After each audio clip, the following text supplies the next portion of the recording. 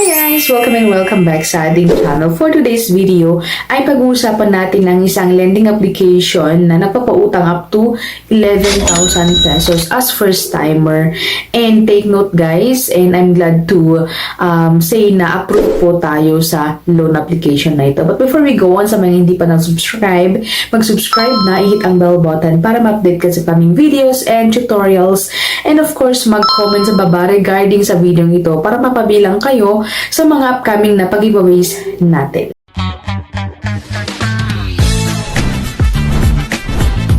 Alright guys, so welcome and welcome back sa ating channel. For today's video nga guys, ay i-share ko sa inyo ang isang lending application na ako po ay na-approve guys, and exact amount po yung binigay po sa atin. And ang lending application na ito ay napapautang daw up to 11,000 pesos as first timer, and sa kanilang dashboard guys is up to 25,000 pesos. So ang lending application na ito guys ay si Cashalo, ayan si screenshot, and powered by Cashalo mismo, and meron silang 4.6 na stars and 183k na reviews. So medyo matagal-tagal na to guys. And ay sa kanilang application, sabi nila apply for a cash loan now, fast, affordable and legit. One valid ID, no collateral, and then instant payout, easy application, ayan, low interest, low daily interest rate. Sabi din dito no kaltas. Dito rin guys makikita na legit, ayan sa mga screenshot guys, legit, SEC registered and NPC regulated and report to CIC. So napaka-legit ang lending application na ito guys. But wag muna kayong mag-download guys. Patapusin muna ang video nito para makita din ninyo kung magkano bang mga kinakaltas dito sa mga loan dito, or kung magkano yung interest or magkano yung dagdag sa mga amount guys na kanilang ibibigay. Anyway guys, pag-install natin guys, makikita natin dito, ayan si screenshot, allow Cashalo to send notification. So depende na sa inyo guys kung allow nyo or deny. So sa akin, deny ko na lang para hindi laging napapop up sa aking phone. After which guys is yung dashboard na, yan, 1,000 to 25,000 nga ang pwede nating utangin sa Cashalo na to guys. And then, click natin yung apply now. But before that, ay pwede daw natin makuha yung loan sa bank, Maya or yung PayMaya, and then yung GCash. So click natin yung apply now. Ayan, so magre-require sila ng active na phone number. So sa Cashalo pala guys, hindi ka pwedeng magbigay ng mga ibang number. So talagang yung gagamitin mo, for example is kung ano yung andyan sa phone natin is yun po talaga ang ating gagamitin. So bali active na phone number. And then after which guys is magka-create tayo ng password, and then after which guys is yung mga loan term or yung service or term of services, ayan, and then yung privacy policy. Ayan, so sa Cashalo guys is medyo madami-dami yung ating i-accept, yung ating i-approve guys before tayo makapag-proceed sa loan po talaga. Ayan, and then magbibigay tayo ng email, yung active na email, kasi doon po sila magbe-verify kung legit ba tayong mag-uutang, tao ba tayo, ganyan or hindi. And then verification completed once na na-click natin yung email, yung kanilang sinend sa email natin. And then get loan now. Ayan, so ito na. So add user profile. Ayan, so personal information, work information, mga ganun guys.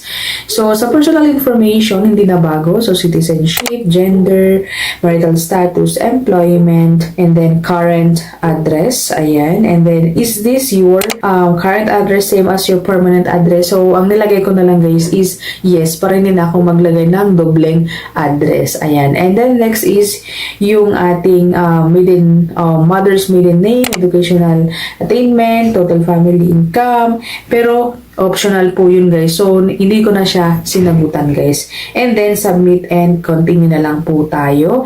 And then after which guys is yung work information na natin. So sa work information naman is company name, gross monthly salary, and then meron din yung mga optional dito gaya ng pay date, ayan, proof of work, yung mga ID natin siguro or mga certificate of employment, ganyan. But then optional yun guys, kaya hindi na lang ako naglagay. And then after which guys is submit ulit natin. Sa kasyalo pala guys, kahit ilagay mo na unemployed ka ay maglalagay ka pa rin yung mga kung magkano yung income mo sa isang buwan, ganyan. And then after which guys is yung verification of ID na. Sa mga ID naman guys na pwede dito is Unified ID or yung UMID ID natin, driver's license, SSS, passport, digital ID, or yung postal ID natin, and then Philippine ID, TIN ID, Voters ID, PhilHealth ID, Insurance ID, and Pag-ibig ID. So sa ID pala guys is, pansin nyo sa screenshot guys, yung nasa taas yung priority, and then next na lang yung sa baba. Pero pwede na po yung ID natin gaya ng TIN ID. So sa akin, ang in-upload ko na available na ID ko is TIN ID. Nagka-problema guys, kaya naglagay na din ako ng second ID. So makikita nyo sa screenshot guys mamaya.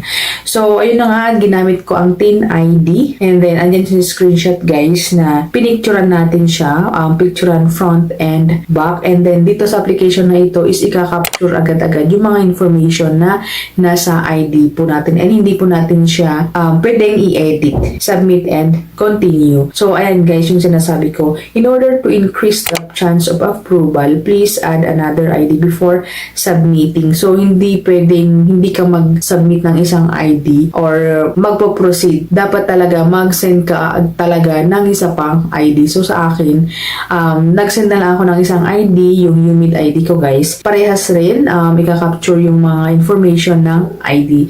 And then submit and continue. And after which guys is yung pa-selfie. Ayan. And then if there is a kasyalo representative assisting you, please ask for their code now. So no representative na lang tayo guys. So slide left and right to select your desired amount and installment. Ayan. So sabi dito na up to 12,000. I don't know. Basta in-okay ko na lang siya guys.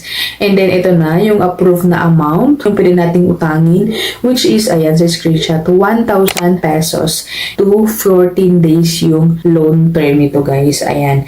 And then cash out option, GCash, PayMaya, and yung ating bank. And sa cash out option pala guys is kung ano yung number na niregister natin kanina is yun din po yung yun din po yung ating i-register sa ating GCash or sa ating PayMaya.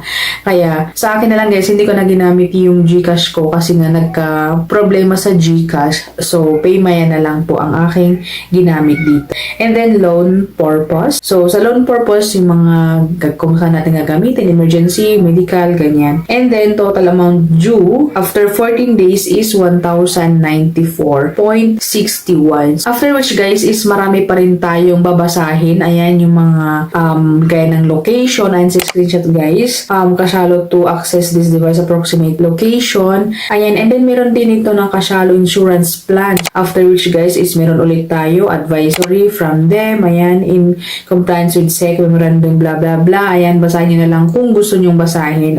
It's optional for you, and pero mas magandang babasahin na lang. Then yung loan agreement naman guys. Loan agreement with the group credit insurance. And then yung promissory note. Diba? Ang dami-dami guys. Marami tayong i-click guys. But anyways, legit naman tong si Kasyalo guys. Kaya patient na lang po tayo na mag-scroll and mag-accept sa mga plan na insurance, ganyan. I-agree na lang po tayo. Ang na-accept na natin guys is magsisend ulit ng OTP sa active na phone number na na-register natin kanina. Sabi dito, your loan application has been processed. Ayan. So, ipa-process na yung loan natin, and antay na lang natin kung reject or approve ba tayo sa loan application na si Kasyalo. So, loan submitted. Ayan, borrowing amount of 1,000. Dito ako dito ako nalito guys. Sabi dito, term 1 month, one-time payment. Pero sabi sa computation kanina na after 14 days, di ba guys? And then, it will approve in 24 hours. So, ang loan application na ito guys is i-review nila 24 hours. Pero kanina, wala pang 24 hours. Kanina lang siya tanghali ay na-approve po ang ating loan guys. Kasi sabi dito guys, sa aking PayMaya, sabi dito, received from Security Bank Corporation, ayan, worth of 1,000 pesos from Sendit Philippines using the Security Bank Corporation ending. And nung binuksan ko guys yung application ng Kasyalo, ay na nga at approve na approve po tayo.